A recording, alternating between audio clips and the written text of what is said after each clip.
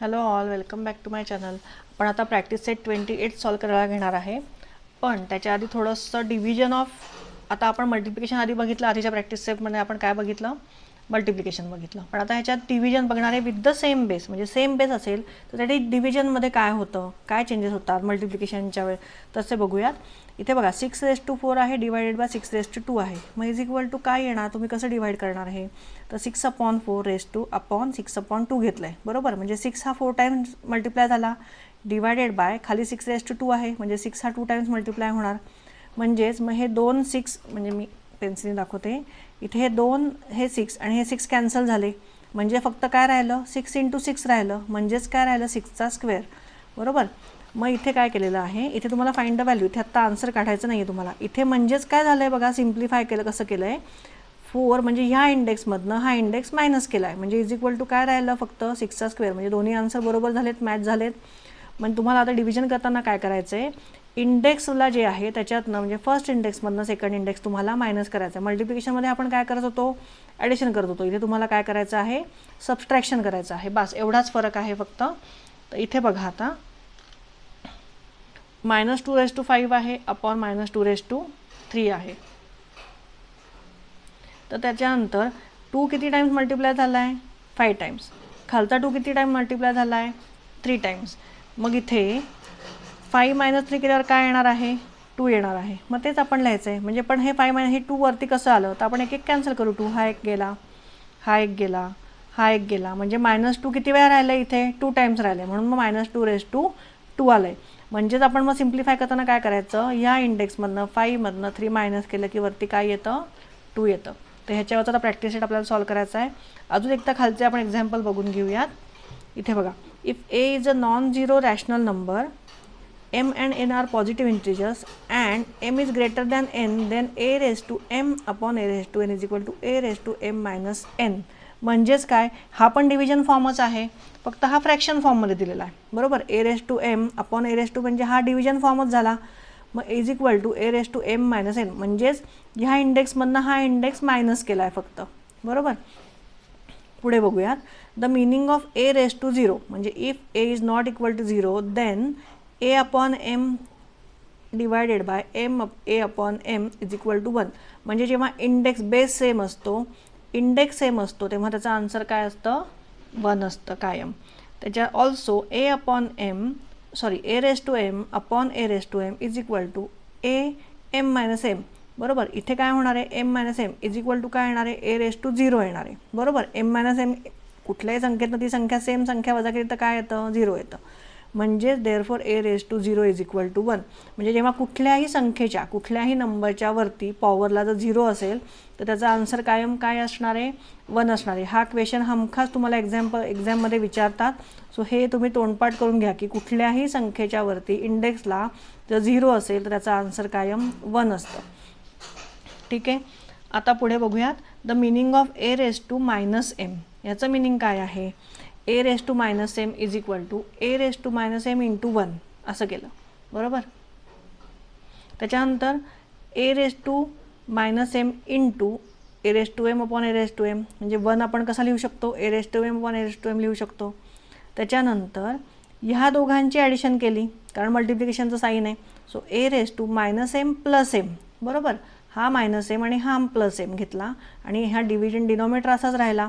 म्हणजे वरच्याचं आन्सर काय आलं? 0 आलं, a⁻0. आणि खाली काय आलं? a/a⁻m आलं. सो म्हणजे आन्सर काय आलं? 1/a⁻m. म्हणजेच मग हे सांगायचं इथे यांना की a⁻, जेव्हा मायनस असेल तेव्हा आपण ते कुठल्या फॉर्ममध्ये लिहू शकतो? 1/a⁻m. म्हणजे ए इंडेक्सला जर मायनस असेल तर ते आपण या फॉर्ममध्ये लिहू शकतो, फ्रॅक्शन फॉर्ममध्ये. पण तेव्हा ते साईन काय होतं? मायनस साईन निघून जातं, कळलं. म्हणजे a⁻m is equal to 1/a⁻m. त्याच्यानंतर a⁻m म्हणजेच 1/a⁻m, म्हणजे -m. Therefore a⁻−1 is equal to 1/a, म्हणजेच a into 1/a is equal to 1, और a इंटू a⁻−1 इज 1, बरोबर. हे कळलं. फक्त 1/a हे a⁻−1 लिहिलं आहे, म्हणजे त्याचा आन्सर काय येणार आहे? शेवटी 1च येणार आहे. म्हणजेच therefore a⁻−1 is the multiplicative inverse of a. Multiplicative inverse आपण शिकलेलो आहे ऑलरेडी. त्याच्यानंतर मल्टिप्लिकेटिव्ह इन्व्हर्स म्हणजे आपण त्याला अजून काय म्हणतो, रेसिप्रोकल म्हणतो.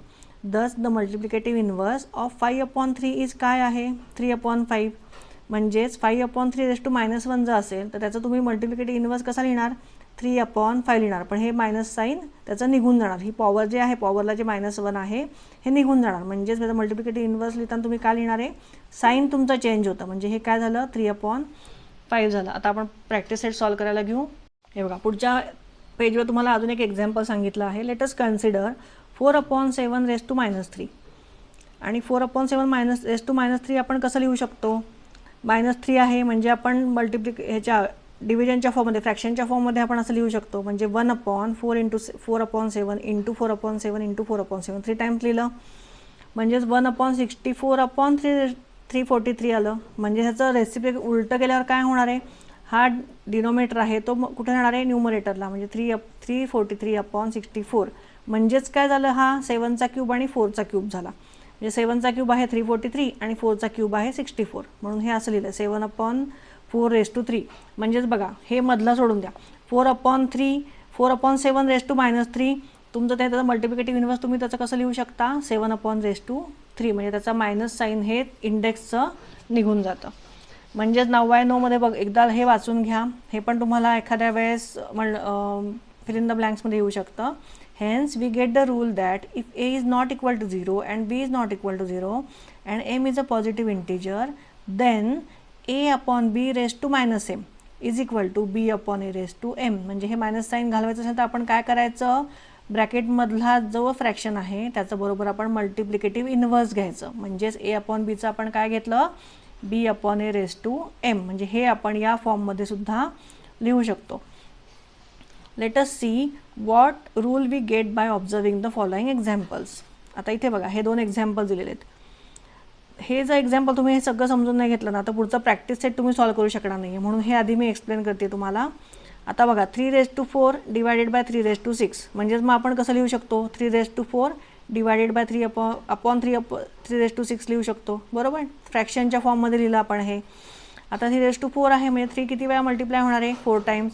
डिवायडेड बाय 6, हा खालचा 3 किती वेळा मल्टिप्लाय होणार आहे, 6 टाइम्स. म्हणजे ह्यातलं कुठलं कॅन्सल होतं, 4 टाइम्स 3 कॅन्सल होईल. म्हणजेच काय राहिलं, 1/3² राहिलं. म्हणजेच 3/4 divided by 3/6 is equal to 4 - 6 is equal to 3 - 2. जेव्हा 1/3² आलं आहे, मग ते आपण फ्रॅक्शन फॉर्ममध्ये न लिहिता नॉर्मल फॉर्ममध्ये लिहिताना साईन काय त्याचं चेंज होणार आहे, मायनसमध्ये होणार आहे. बरोबर. अजून एक एक्झाम्पल बघू आपण. 3/5 आहे डिवायडेड बाय 3/5 आहे. बरोबर. मग हे 2 टाइम्स झालं, खालचं 5 टाइम्स मल्टिप्लाय झालं, 2 टाइम्सचं हे कॅन्सल झाले. त्याच्यानंतर काय राहिलं, 3/5 किती टाइम्स राहिले, 3 टाइम्स. म्हणजेच 1/3/5 पॉवरला काय आहे, 3, कारण 3 टाइम्स मल्टिप्लाय आहेत. म्हणजेच मग आपण ते कसं लिहिणार, 3/5 डिवायडेड बाय 3/5. म्हणजेच काय केलं आहे, 2 - 5. म्हणजे 3 इंडेक्स फॉर्मला वरती काय येणार आहे, 2मधनं 5 गेल्यावर किती राहतं, -3. इंटिजर सगळे तुम्ही शिकलेलं आहेत. इथे सगळ्यांनी तुम्ही इंटिजर वापरायचं आहे, त्याचा यूज करायचा आहे.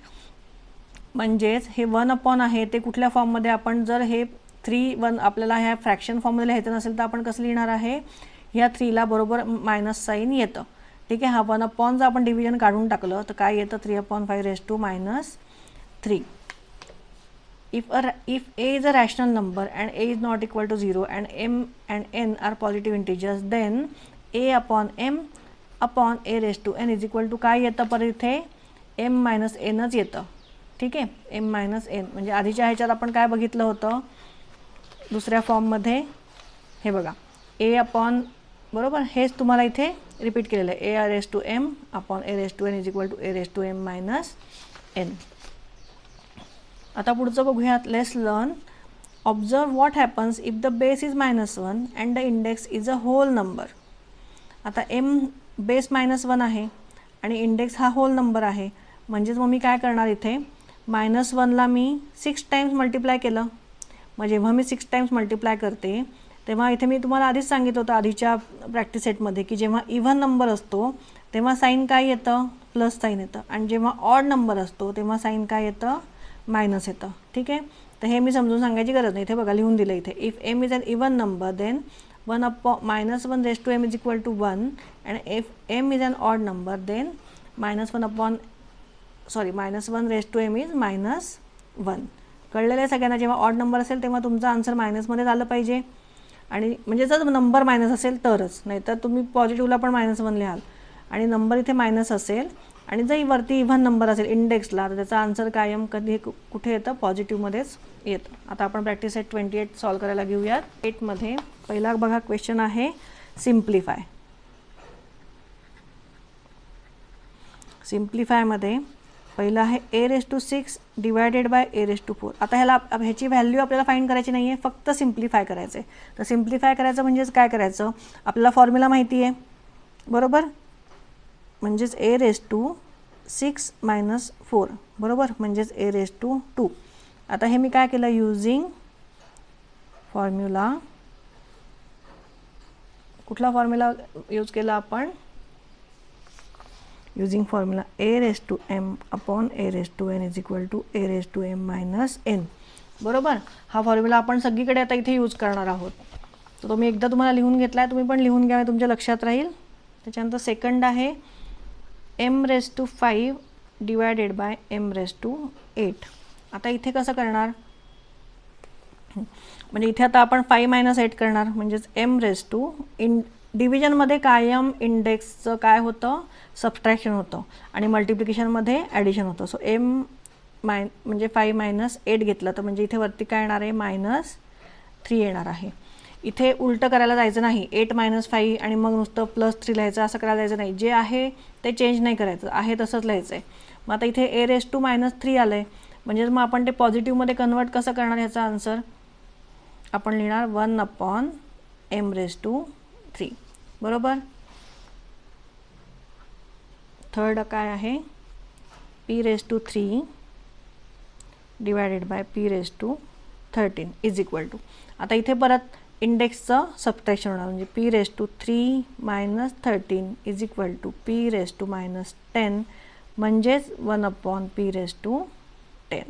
साईन ह्याचा इथे चेंज होणार. फोर्थ बघूया काय आहे?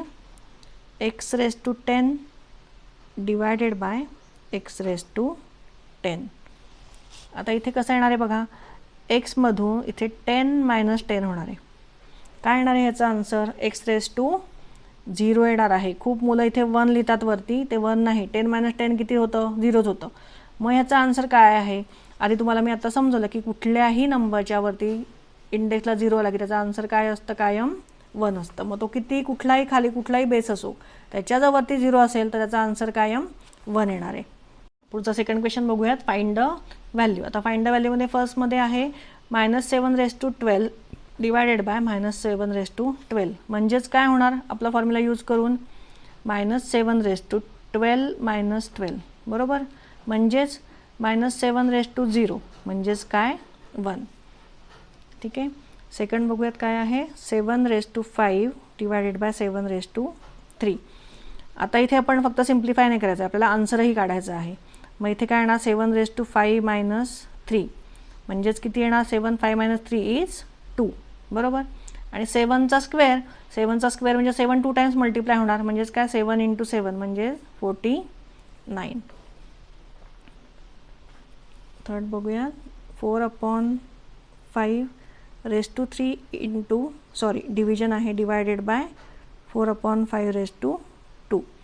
आता इथे आपण काय करणार? डिव्हिजन आहे म्हणजे काय होणार आहे? सबट्रॅक्शन. सो 4/5⁻³ - 2 बरोबर, म्हणजेच 4/5⁻1 आणि म्हणजेच फायनल आन्सर काय आहे? 4/5, कारण ⁻1 असल्यावर दॅट नंबर इटसेल्फ. फोर्थ बघूयात काय आहे? 4⁻7 डिवायडेड बाय 4⁻5. हे पण एकदम सिंपल आहे. 7मधनं 5 मायनस होतील. सो 4⁻7 - 5 म्हणजेच काय येणार आहे? 4चा स्क्वेअर बरोबर. 4⁻2 आणि 4चा स्क्वेअर काय आहे? 4 4 = 16. ठीक आहे. समजलं सगळ्यांना? खूप सोपं आहे हे प्रॅक्टिस सेट. थोडीशी तुम्हाला प्रॅक्टिस लागणार आहे. आणि फॉर्म्युला म्हणजे कुठले तुम्हाला लक्षात ठेवायचे आहेत? फक्त 2च फॉर्म्युला लक्षात ठेवायचे आहेत. मल्टिप्लिकेशन असेल तर वरचं ॲडिशन होणार आहे आणि डिव्हिजन असेल तर वरचा नंबर हा तुमचा इंडेक्स सबट्रॅक्ट होणार आहे. आणि a⁻0 असेल, कुठल्याही नंबरच्या वरती 0 असेल तर त्याचा आन्सर 1 येणार आहे, आणि पॉवरला 1 असेल तर तो आन्सर सेम आहे तो नंबर येणार आहे. हे चार फॉर्म्युले फक्त तुम्ही लक्षात ठेवा, म्हणजे तुम्हाला हा लेसन खूप सोपा जाईल. ठीक आहे. इथे प्रॅक्टिस सेट 28 आपला संपलेला आहे. तुम्हाला व्हिडिओ माझा कळला असेल, मी शिकवलेलं समजलं असेल तर नक्की लाईक आणि सबस्क्राईब करा. थँक्यू.